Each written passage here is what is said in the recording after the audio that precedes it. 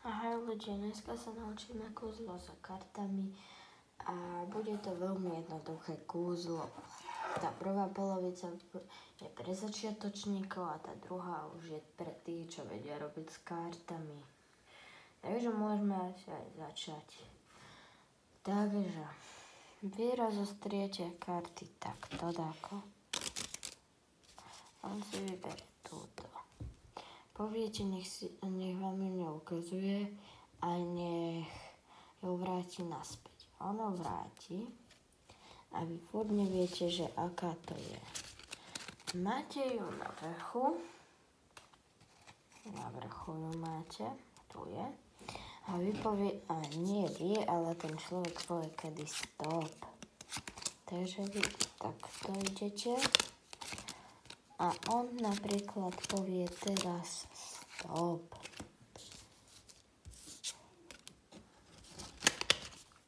Vyrovnáte si karty.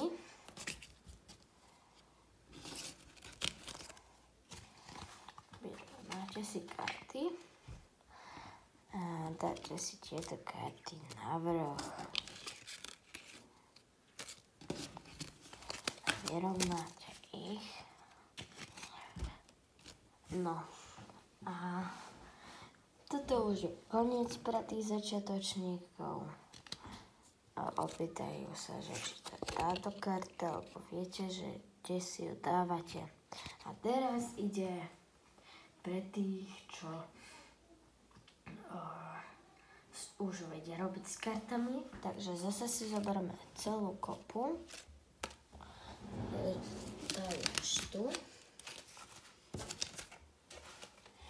No a vy zase rozostriete takto karty a on si vyberá, to isté poviete.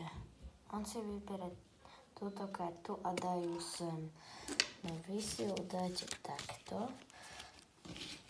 Tak a pozeráte furt na ňu. A vy viete, že je to tá vysunutá. Dáte si to tak nápadnejšie, že troška vytrča. No a poviete, kedy stop. Nemôže to už byť prakticky málo. Takže teraz povie napríklad stop. Pokladajte si. Ale zatiaľ si pokladajte, jasné?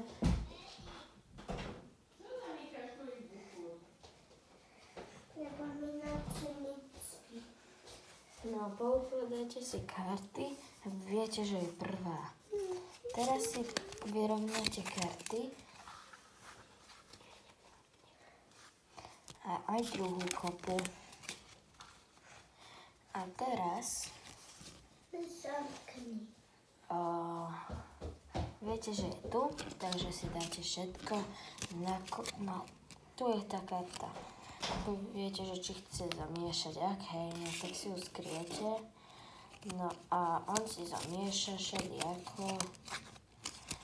No a zamieša si ich. A dáte si tú kartu skrytú na vrch, čo je tu. A teraz sa opýtate, či je to táto karta. No áno. Dúfam, že sa vám video páčilo. Nezabudnite dať like, odber, ak sa vám naozaj páčilo video. A dajte do komentu, že aké, že či pre tých začiatočníkov to bolo dobre, alebo pre tých, čo vedia už robiť s tými kartami, čo už tak si hádžu karty, že kúzelníci sú už naozaj. No a dúfam, že sa vám video páčilo. Nezabudnite zanechať odber a like a napísať dole do komentárov, že čo tam bolo najlepšie. Tak ahoj!